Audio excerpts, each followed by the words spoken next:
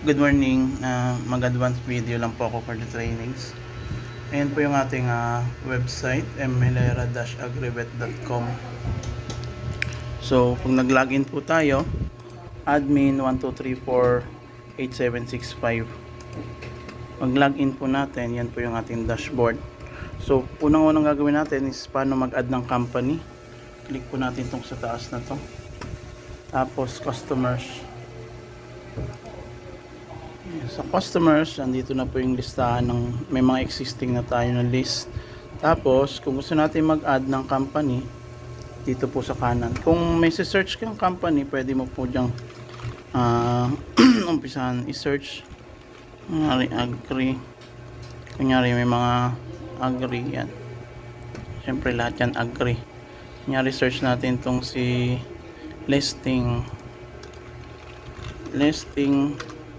Yan, listing. Kung mag-add naman po tayo, click lang po natin itong add company. Tapos lalabas na po, nakapauna na po yung ating Oriental, Occidental, Mindoro. Ayan po ang pinamalayan. Ngayon kung outside po ng province na yan, click nyo lang po itong view all provinces para makita nyo po yung lahat ng provinces. Ayan. Tayo sa Oriental, Mindoro. Ayan. Pag click po natin yan, ayan, lalabas na po yung supplier ba siya o customer. Tapos fill up nyo na lang po itong mga info na to. Ganun po mag-add ng customer.